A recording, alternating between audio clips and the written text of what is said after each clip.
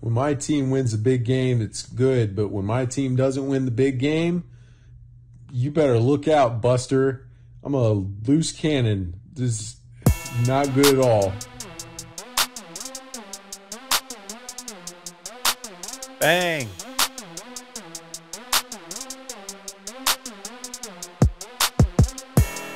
What's up, D Nation? Welcome to the Too Much Dip podcast. I'm Dave. I'm solo in the stew today. Just telling you right now, Dylan's not here. Randy's here. He's producing, but Dylan, gone. He's in Denver. Doing psychedelics. Probably smoking weed. I don't know. I don't need to put his business out there like that. He's probably just hiking. He's a big hiker. But we do have KJ live from Wisconsin. I am elated to be here, humble, if you will, but actually kind of distracted by the fact of like the solo studio shot that I get is so much more of the new background. Like it's what the people see at home when they watch this on the YouTubes, if you will, youtube.com/toomuchdip. But usually when we record, I just kind of get a wide shot of both you and Dylan. It's a little bit more, I don't know, intimate, generic. You know, this is much more intimate, much more elevated of an experience. So you and I are being intimate on the podcast. Coming to you live from the inside of a Pro V1 found outside of a golf course. Or Epcot. Adult Disney KJ. Live from the inside of some protected Buzz Lightyear environment. I don't even know what you call those things. Like when there's like the ABC's The Dome 2020. Ooh, I've seen that video. Hey, speaking of, this podcast might get interrupted by some unruly hooligans out in our lobby, mainly Brett and Will, who are watching the footy. Just going to get out in front of it. I'm supporting Team USA. But I am not watching as I'm doing this podcast right now because I've got to go pick my dog up later, and KJ's got a hard out in like 45 minutes or something. So, just saying, we might be getting interrupted by Big Game Brett. He's very, very, very loud out there. And I told him, hey, have fun. I'm not here to ruin your experience. That's fair. We allowed him to enjoy the Copa Mundial. I don't know how you say World Cup in Spanish fluidly, but that was it. You know, nailed it. I get it. Brett's been just waiting on this moment for 4 years, really eager to see what Christian Bale and Wales has to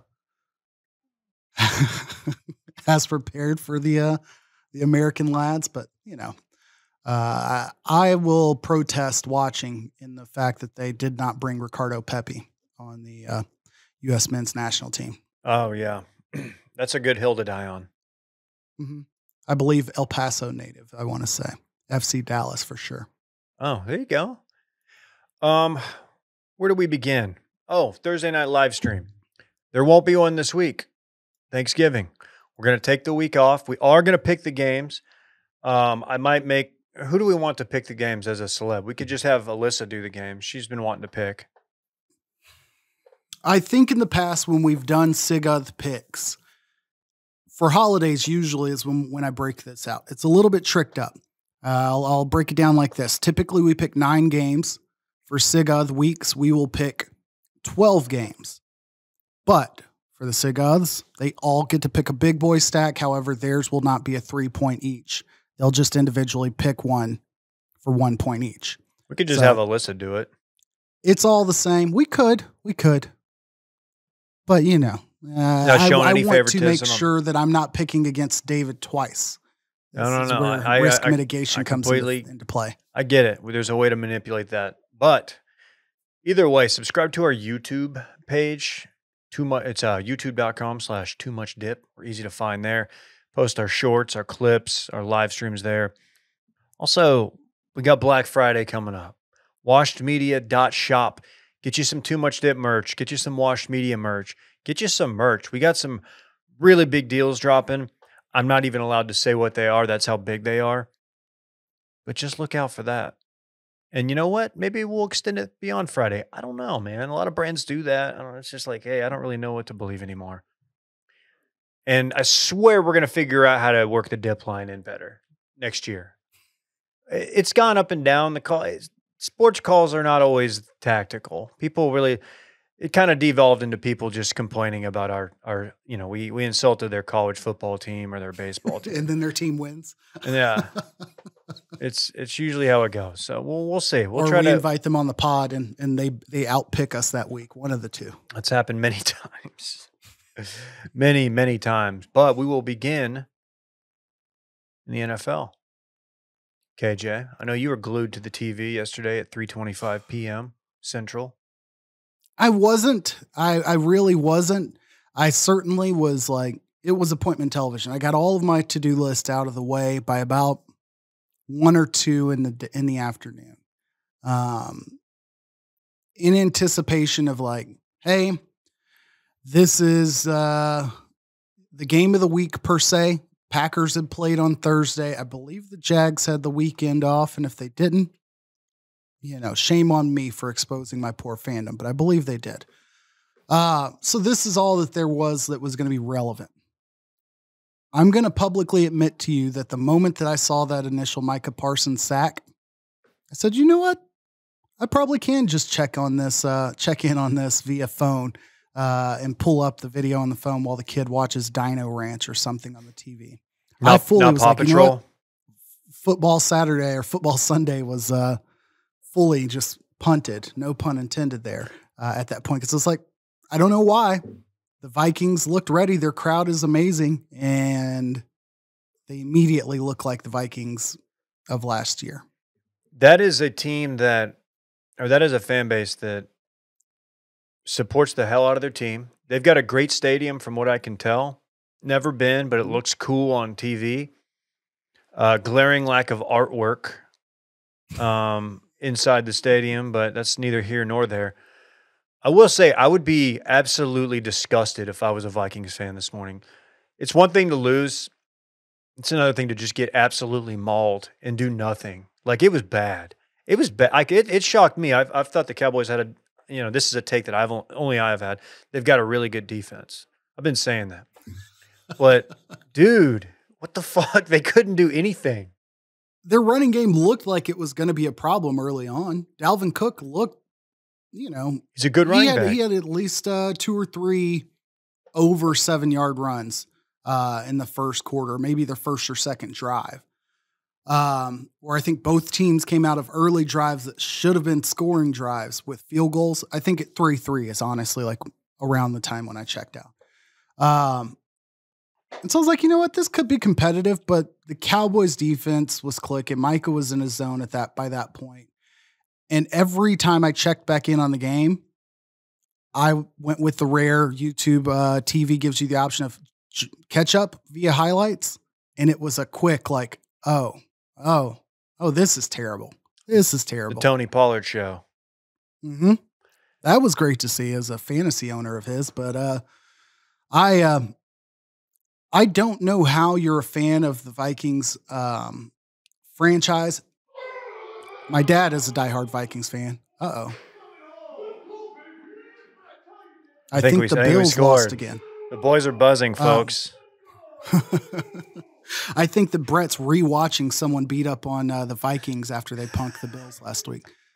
Talk about some of those overly celebrating that win. That's Brett just watching any Lane Kiffin press conference. That's how he reacts. We did the think bank on circling back today. We don't get too sentimental, but we do jokes and stuff. Brett's think bank was Lane Kiffin. Like, okay. Got no issue with Lane.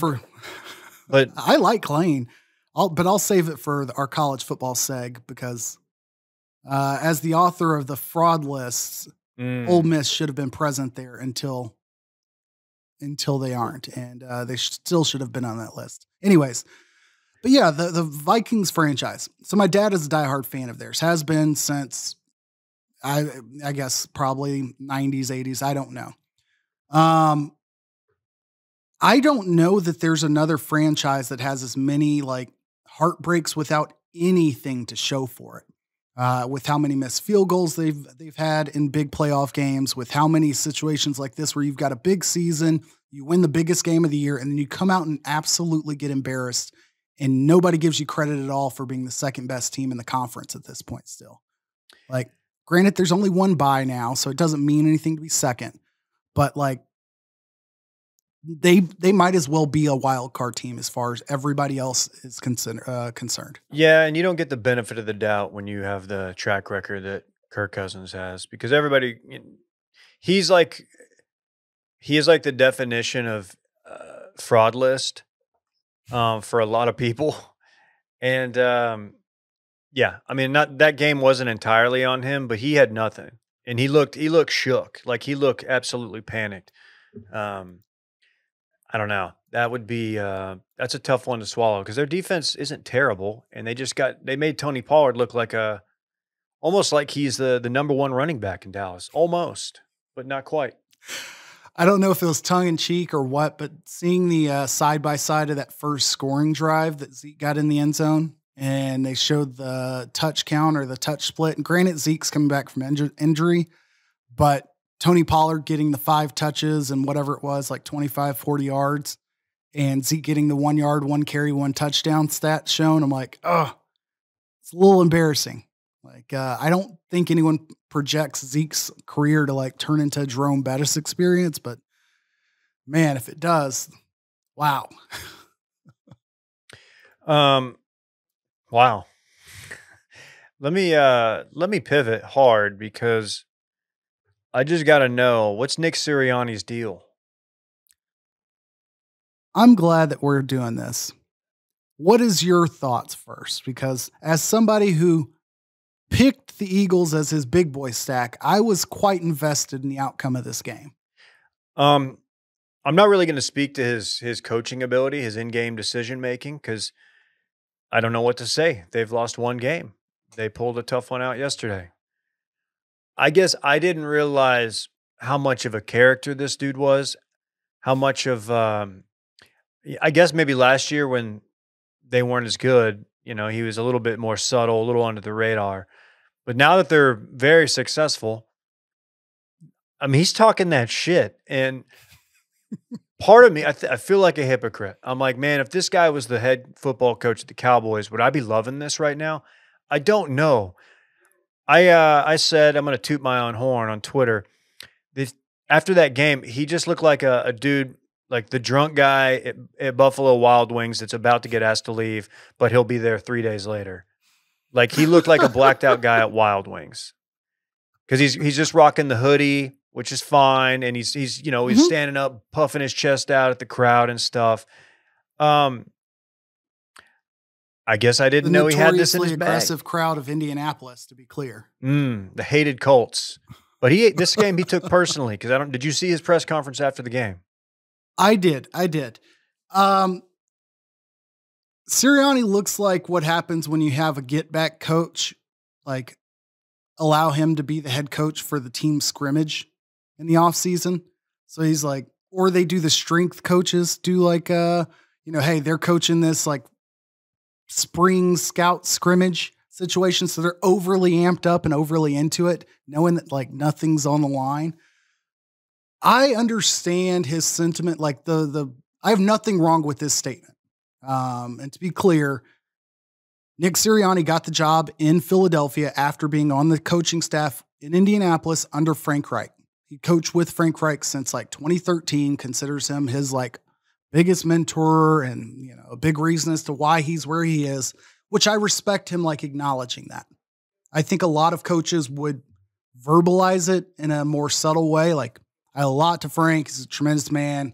I'm sure his career in football will be over when he says it's over. And this isn't the end of the road. Look forward to having the opportunity to coach against him one day. Like, that's what most coaches would say. Him going all out and being like, you don't want to know what I think about what's happened with that organization in the last 2 weeks.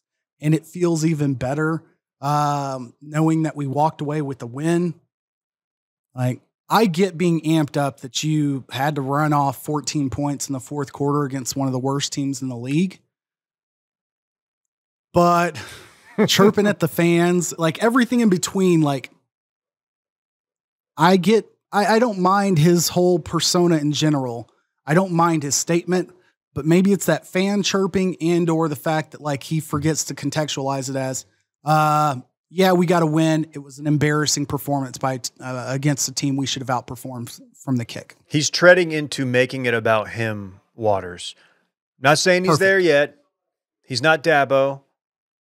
Not yet. He's not Matt Campbell. That's a bad example. It's Matt great. Campbell doesn't make it about him. He's just a psychopath, which I respect. But he is doing a lot, and like it's all anybody's talking about today. And I don't know. Let me just say this. If you're going to say you can imagine what I really think, if you're going to kind of lead them a little bit, give them a little tease that you're not happy about them firing Frank Reich for whatever, Jeff Saturday. With no plan in Say place. Say it. Like, say, dude, I mean, like, don't and be he subtle. can qualify it by being like, I like Jeff Saturday. I respect him. He's a tremendous guy.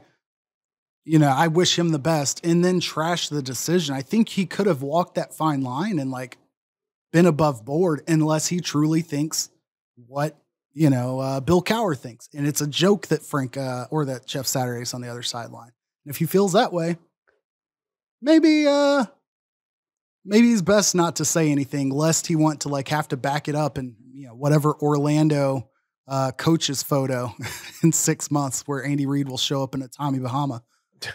Do the other coaches, do all the NFL coaches right now feel like they have to absolutely ride for Frank Reich because they know people are figuring out that the real team that should be on fraud lists is NFL head coaches because they don't do anything and Jeff Saturday's just proven that? I think there's something to that. I would also say, like, bringing it back to Dallas, of course. Rick Carlisle, ousted in Dallas, but he was always like the president of the Coaches Association, and by like all accounts, like well respected as a coach in the league outside of Kerr and Pop. Like for a long time, I think was a very likable figure as a head coach in the NBA. And not to say Frank Reich's anything approaching that, but for somebody who'd been in the league and around the league for 20 plus years and under Andy Reid and in multiple places with success, I never heard anyone act like Frank Reich was an unlikable guy. So I got to imagine that there's a lot of salty people in that room, if not only to protect like their own cred, but I think there's probably some sincerity about liking Frank. Yeah, you're right. I've never heard anything bad about him, but I do need to get your take because you've kind of tempered Dylan and I's joyful bliss at times about the Cowboys. Do you think that thing was fluky? And Brett's.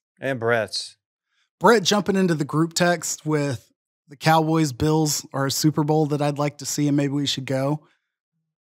Like Micah didn't care. I love that not blissful ignorance, because that sounds mean. I don't mean it in a mean way, but I love that blissful fandom where he knows his team's legit and he's still confident that they're going to get there, but he doesn't realize he's talking to a room full of absolutely beat down, jaded fans of a franchise that, like, short of like 17-0, they've seen it all. And they don't expect anything past weekend 2 of the playoffs. Do I think yesterday was fluky?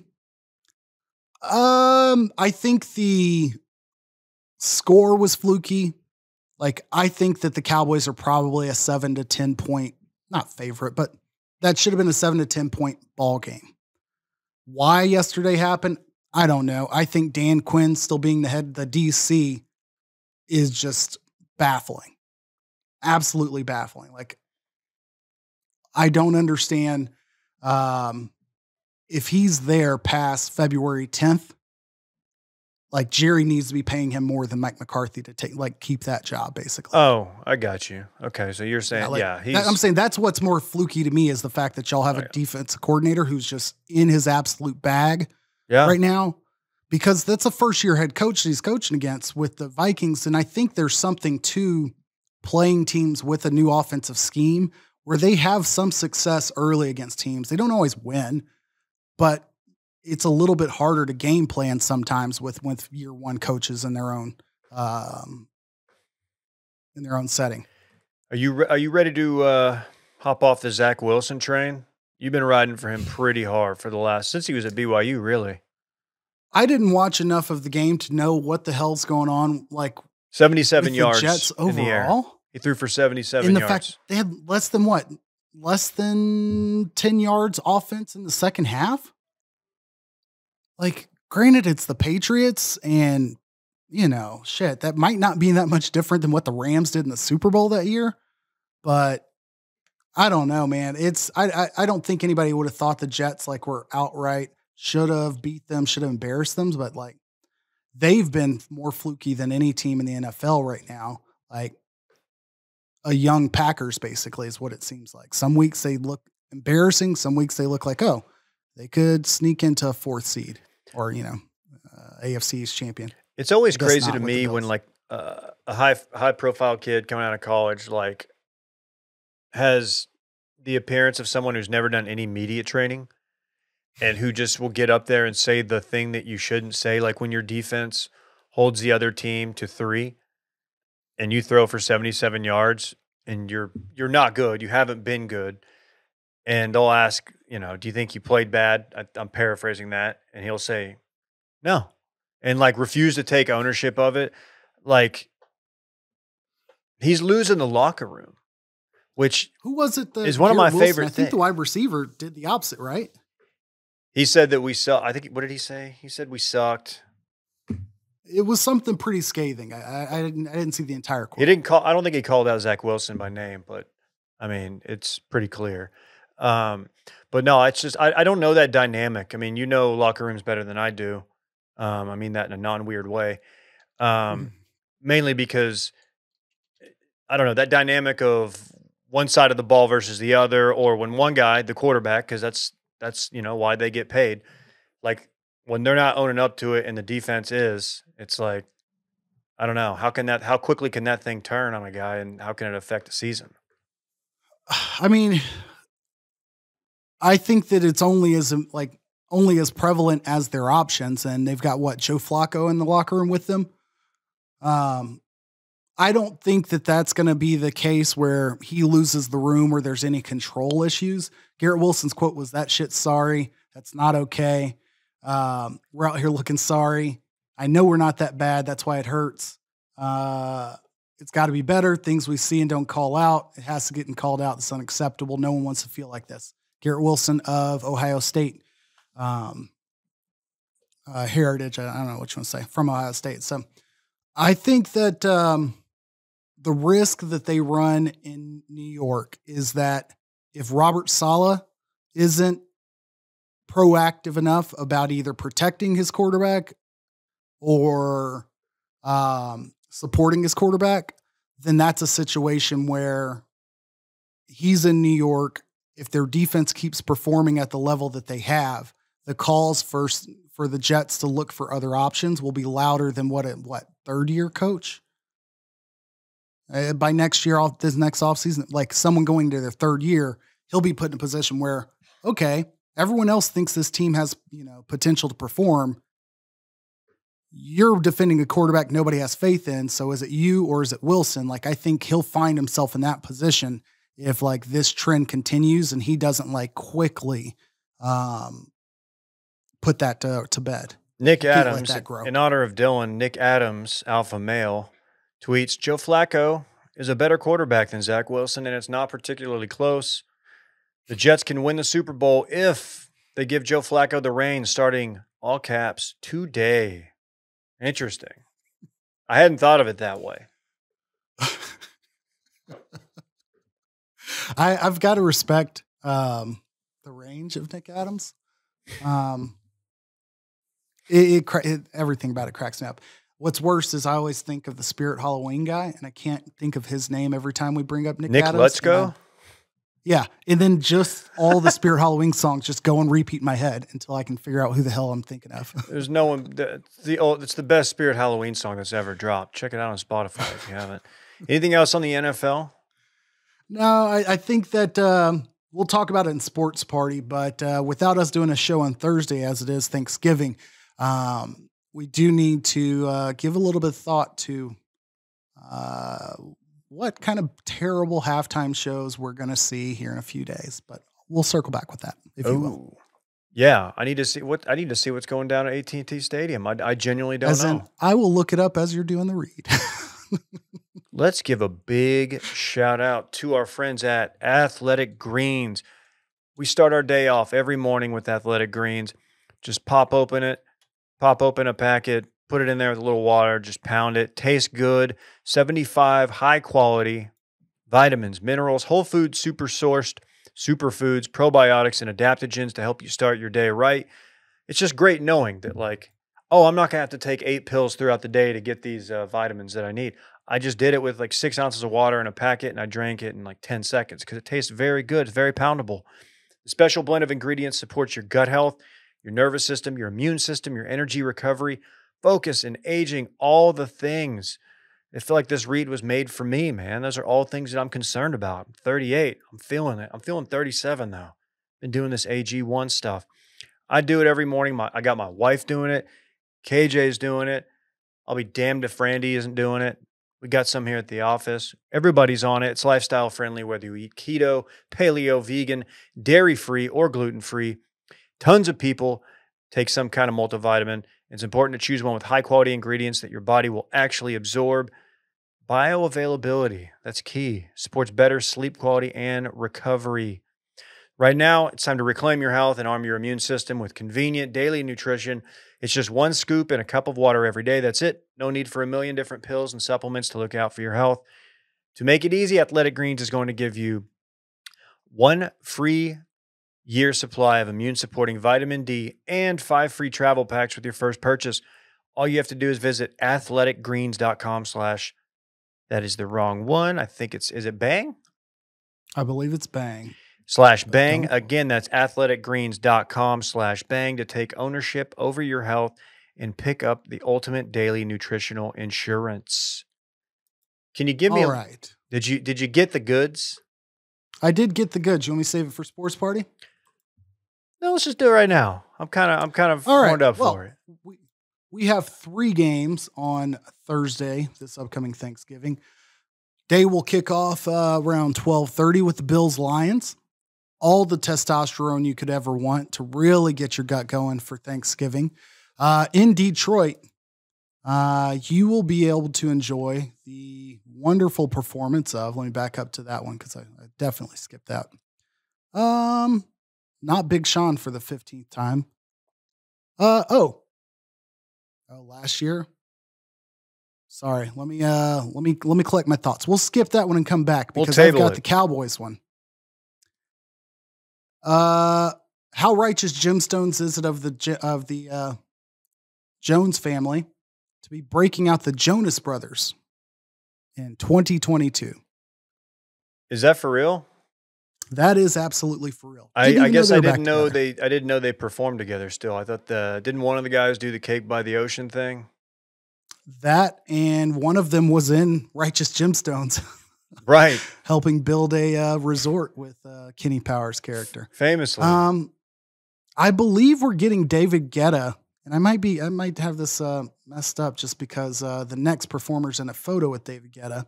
But I don't know if that's better or not than what the Patriots and Vikings will have Thursday night at 8:20. Yeah. BB Rexa.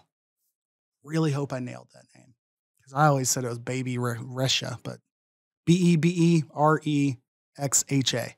Never heard it pronounced, but I'm familiar with it. Name 5 songs. She was on Cash Cash's Take Me Home. I think she did the vocals on that back in 2013 for sure. She also did that If It's Meant to Be, Then It's Meant to Be with Florida Georgia Line. And then her and David Guetta did I'm Good. In parentheses, blue. Like if you were writing it out, that's how I would say it. Okay. David Guetta, 55 years old. I have no idea who's doing the Lions game. Just absolutely blown away because it might be Luke Combs. Yeah, I don't know. Huh. I know. Well, glad we got to the bottom of that. It's an article about all 3 games, and they literally jumped to the Jonas Brothers into the other performance, and they just tell you last year's. Were you looking at the sporting news? Mm-hmm. Yeah, I just pulled Are it you open. seeing it? It's a real shit article. You can do better. There's It's poorly so much going organized. on. It's clickbaity as hell. We got duped. Oh, you know, I had it wrong because that's who's doing the Lions game is BB Rexa. Now, let me tell you who's doing the Vikings game. As I skip to the next one. Fuck if I know, man. Internet's terrible. Ignore all this. Move on. Hey, you know who's not frauds? That team up in Fort Worth, huh? Or how you feeling? Wow. How you feeling? I know I want your take on this because emotionally, I think you were more invested in the outcome of this game than any of us. We all picked TCU. I think they were favored by what, 2.5? It seemed like yeah. And Baylor was coming off of an embarrassment to K-State, which, you know, whatever, respectable team, but they got embarrassed at home. But yes, they had TCU at home. And I really did think TCU would come in and just wax their ass because they have I think their rosters are comparable, but one key position TCU is absolutely better, and that's quarterback. Say what you want about Duggan. He's like the quintessential like Tim Tebow gamer kind of guy, which is, I don't mean that as an insult. I mean it as like he wins games, right? Like I know it's very generic sports point, but if you look at the other side of the ball, Blake Shapen, multiple head scratch moments. To Baylor's credit, it wasn't like they got dominated in any part of the game. They had their chance at the end of the half to put up some more points, and he throws a woefully short interception. And then you see in the fourth quarter when Baylor's up, Shapen, they've got a chance to like win the game. They just need one first down. They run it twice, pick up no yards. Shapen takes it on third down. Could have ran and dove and tried to get it. Slides, obviously that's where everything stops. And TCU has 3 timeouts. They take the ball and Duggan drives them all the way down. And there you go. Sonny Dykes with the what seemed like a wild ass move to just let the clock roll and to just run the field goal team out there. And the fact that they executed it, and he said they practice it every week, which I don't doubt. That was real. That was pretty baller, man. And Baylor's that loss hurt, man. Not even because they lost to TCU. Losing to TCU does not hurt nearly as bad when Gary Patterson's on the other side. Everybody likes Sonny Dykes. He's a good coach. Kind of got the raw end of the deal at Cal, and I liked him at SMU. But like, dude, they fucking gave that game away. They absolutely gave that game away. It's so sad. Oh, wow. Let me catch all my thoughts here. To wrap up my previous segment, that was an absolute cluster F. I could not find the Vikings Pats halftime performance because there will not be a performance on TV. Young Gravy, however, will be performing pregame. Okay, I good. felt that was worth mentioning. Young Gravy doing pre, that could be dangerous. Yeah. You think anyone this week at all is going to ask, why is his name just completely escaping? The Patriots head coach. Wow. Bill Belichick. Belichick. Man. Bill Belichick. Shit me off to home. Is going to ask Belichick what a young gravy is. I need the sound bite when that happens. Can you live tweet Young Gravy's performance? Like, can you just out of the blue make that a bit? Like, we need to know. I'll have to track it down because that will be like into the Cowboys game. So it'll be available somewhere. All right. So to the TCU game. I agree with everything you said. If this was a better Baylor team, it's a loss that they should like rue for years. Aside from feeling great to be spoilers and beating somewhat of a rival, like sure, there's something to be lost there, and I'm sure it hurts like their bowl positioning and all of those things. Technically, it hurts their like eligibility for Big 12 title game, which is now gone. But to the decisions that everyone, I would say, is walking away talking about, I don't have full confidence that the offense or Sonny Dykes fully realized what they had just done when they ran the extra play. In those last 2-minute offense situations, you'll often call multiple plays. And in air raid style offenses, you see it so frequently, it drives me absolutely insane. I know why they do it, but it pisses me off.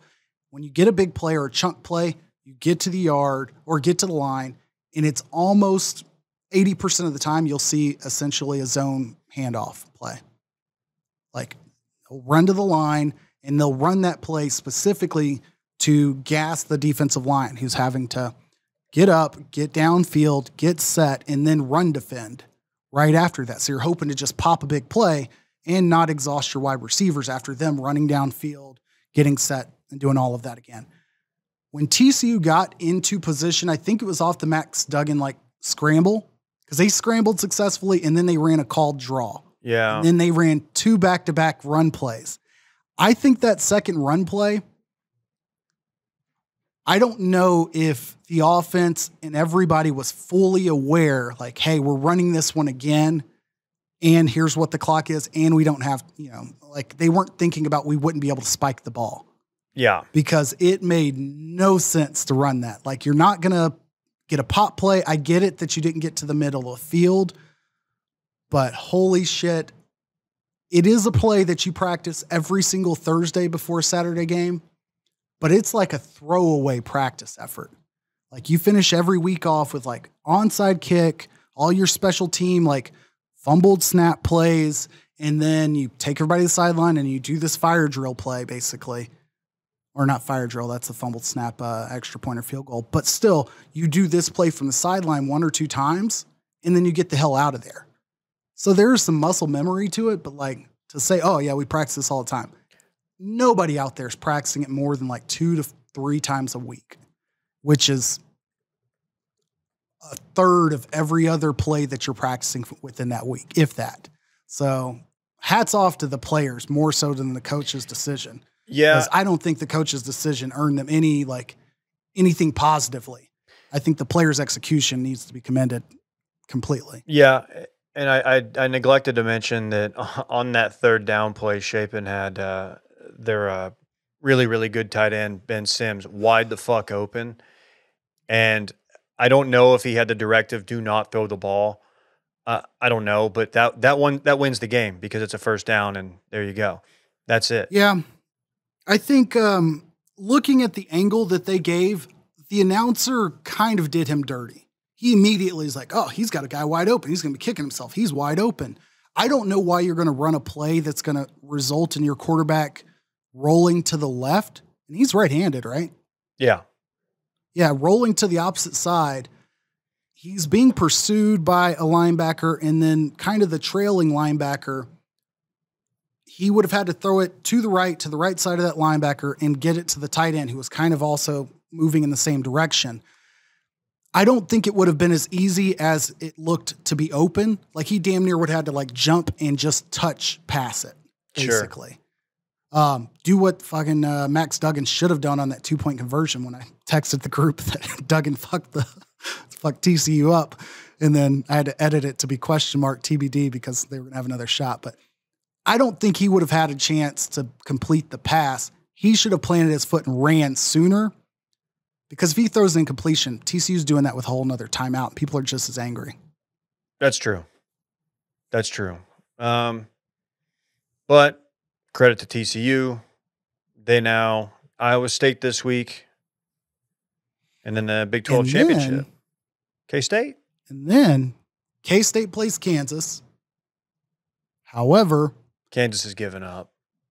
If Kansas somehow has any life in them, you remember the tweet that somebody randomly made the announcement that their quarterback was injured and out for the entire year? Yeah. Which he has been. And then he quote tweeted oh, it's the first time I'm hearing this, as if it wasn't true. I don't think he came back. Did he?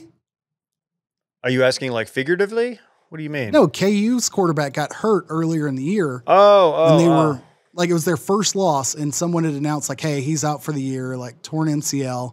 And he goes, "Oh, this is breaking news to me." Yeah. And everybody's like, "Oh, yeah, get your sources right." And I'm pretty sure it was accurate information. Maybe. I'll have to double check. Jalen Daniels. Okay. No. He was back. Bad hit. Returns. Okay. All right. So I was wrong there. He's been back. But I was confused. I thought you were making some meta point that he was back, but he wasn't back. No. I didn't think he'd come back because they haven't really played the same since that point of the season. People were saying that they were going to hold him out until Texas. And it was just doesn't seem like the move that you would wait because you were very much in play for the Big 12. But my comment was made out of ignorance, so disregard, like most things I say.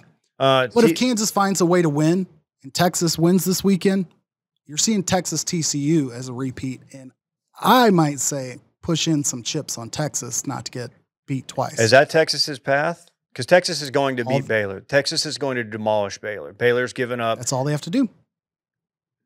So a Kansas dub and a Texas dub, and it's Texas TCU. Yep. Interesting. Okay. Baylor would have basically had to win their 2 games, and they would have been in with a Kansas win. Okay. For content purposes, I'd love to see it. I think Kansas State TCU is a better game, but I don't know. Seeing Quinn a redemption story, he's going to ball out against Baylor. Let me just tell you that. He's going to look really good against Baylor, and Bijan is really good, and he's going to continue to look good against Baylor. But don't judge Quinn from one game against a Baylor secondary that's very young and that will blow some coverages on your ass.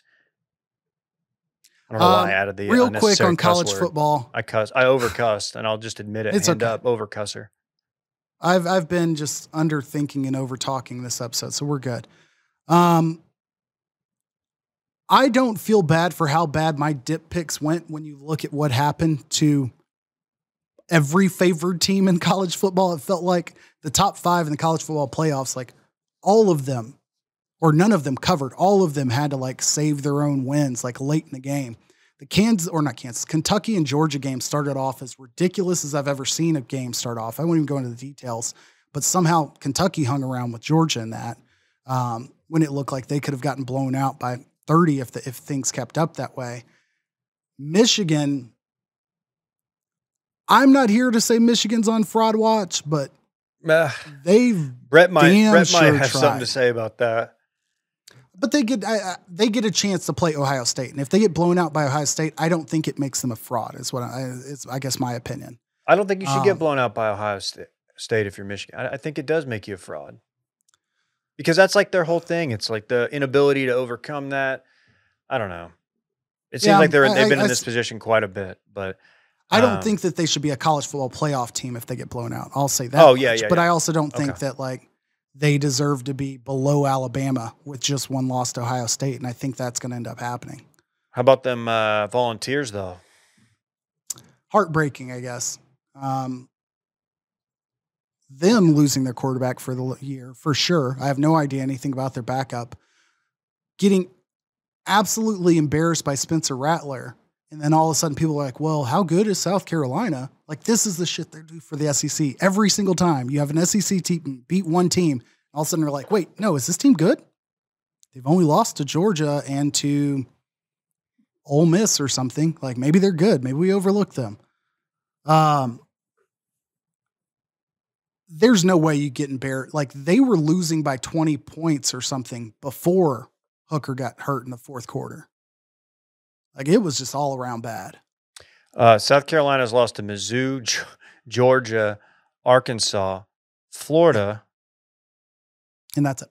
And that's it. Beat A&M by 6, which is kind of an L. But, yeah. So, oh, we do get South Carolina Clemson Saturday. That's pretty juicy. I think that's why people are going to try to trip over themselves and saying like, oh, is South Carolina good? No. Because if they say yes, it's now going to be Clemson's gateway to say, well, we're one-loss Clemson with another win over South Carolina at the end of the season. So I'm happy to see that the pathway for like a 2-loss LSU with no conference title is getting slimmer for them to be in the college football playoff, because I know damn sure they would have tried to do that for Tennessee if they had the opportunity.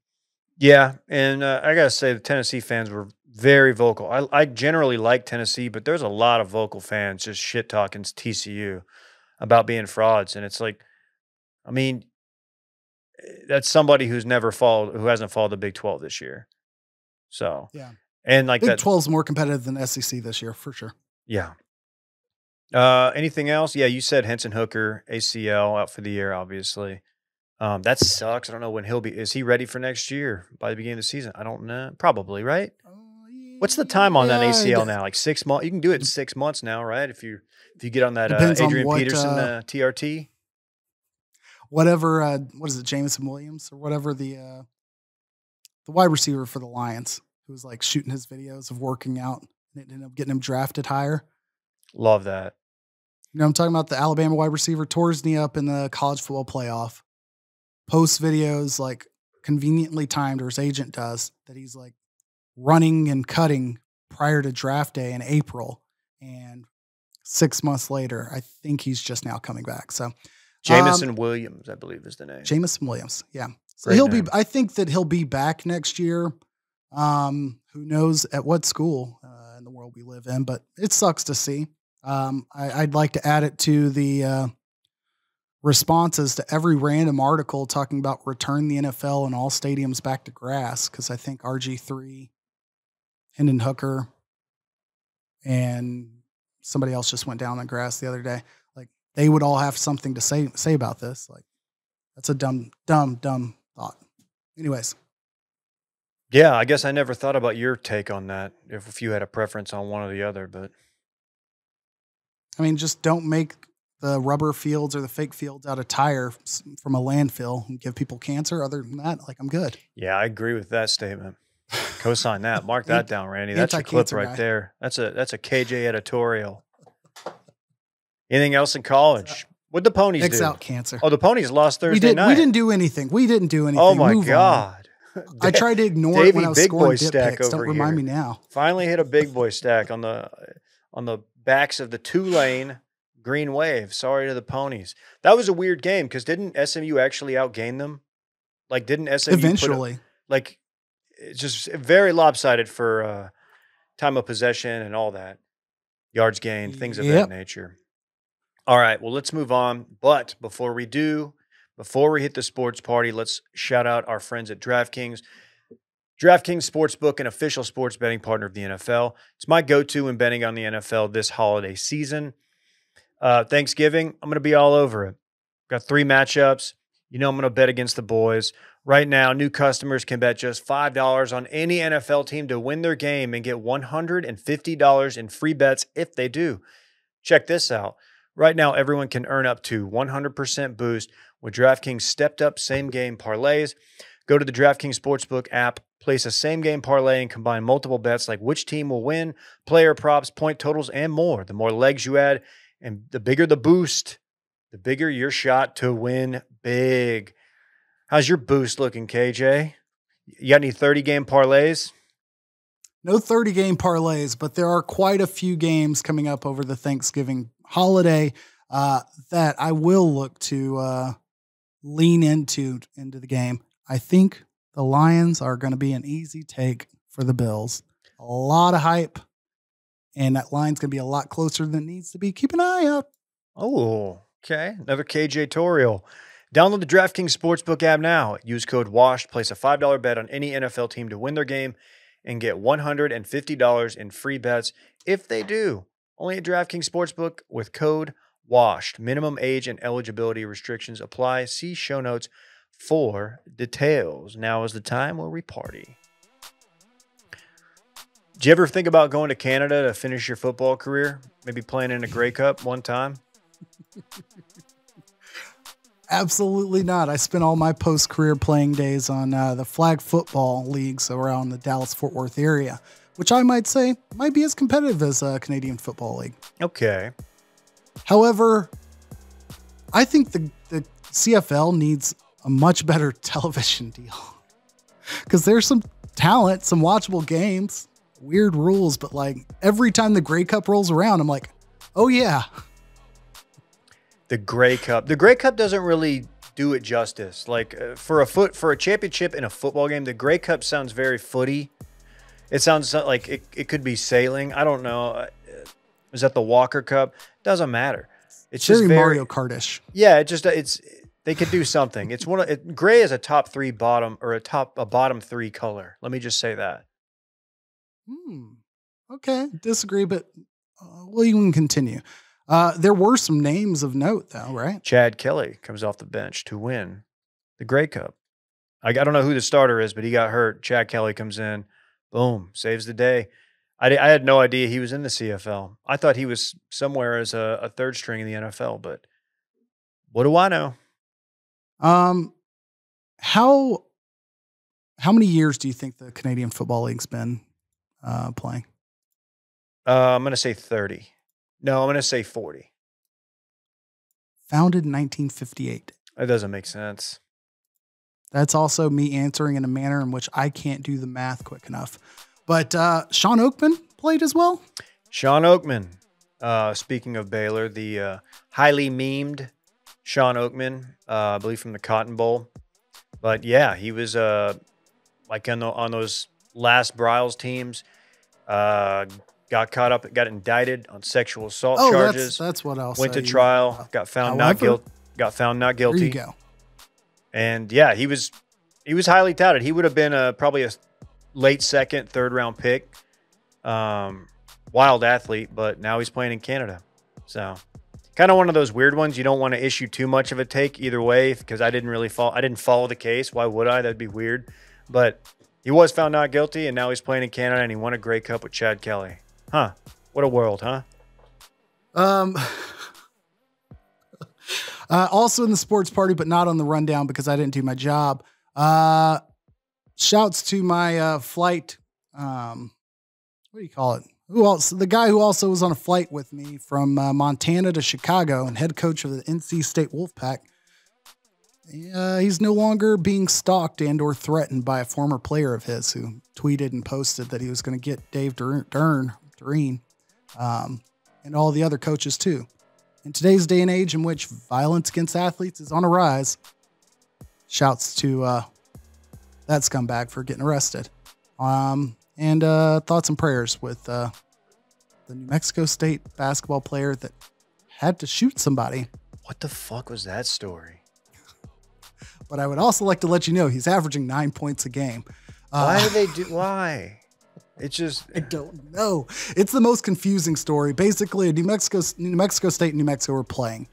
A 17-year-old girl and 3 other people lured a New Mexico State player to campus at New Mexico at like 2 or 3 a.m. The New Mexico State player, fortunately, also brought his own firearm because a gun was pulled on him. He shot somebody. Fortunately, they passed. The others fled, and he was injured, but is not dead. So wild story. Oh, Will cracked a beer. Will's cracking beers. This must be going pretty well out there. He made a point to show me the beer. Randy, can we get a little Johnny Sins action? Because the Vikings got. How familiar are you, KJ, with Johnny Sins' work? Not very much. So you've never seen Johnny Sins tied and dominated and used for sex. You've never seen Johnny Sins, damn stepsis stuck in the dryer again. You haven't seen those? No. Well, I'm seeing the story now, and geez, that is. Yeah, they put up. They thought they were doing a nice tweet. They were posting a tweet up there for everybody to see in Minnesota of one of the troops, and it says, "At Vikings, this is my cousin Joel, who served in the Army. He has always been an inspiration and someone I look up to for his heroism. He is also a huge Vikes fan. # skull salute." And the photo, I'm assuming from one of his adult videos of him as a troop coming home wearing full camo, looking real alpha, gets posted up there. And this happens every so often, and it's always funny when it happens. But you think you'll check out any Johnny Sins videos just to kind of pay tribute? Intentionally? Who knows? I'm not familiar with his work personally, but it wouldn't shock me if I've came across one on accident. Just browsing internet. Are we checking in on the World Cups, giving any spoilers? I think it's 1-0 USA. Oh, that's all we need. We're definitely That's all winning. we need. Will DeFries doesn't drink a beer on a Monday if we're losing. 63 minutes into the match. Dude, no one's talking about Will DeFries Mondays. He had a Philly cheesesteak for lunch. He's just cracked a beer. This dude's doing it. All right, KJ, I know you got to run. We're not going to run it back today. Yeah, no running back, but I do want to say have a great Thanksgiving. Go get those Black Friday deals, specifically in the Wash Media shop. Yeah, and that's really about it. We'll see you fellas and Dippingtonians next Monday. See you Monday. Bye-bye. I want my chips with the dip. That's all I know. I don't want my chips plain. I want my chips with the dip. So bring them dips.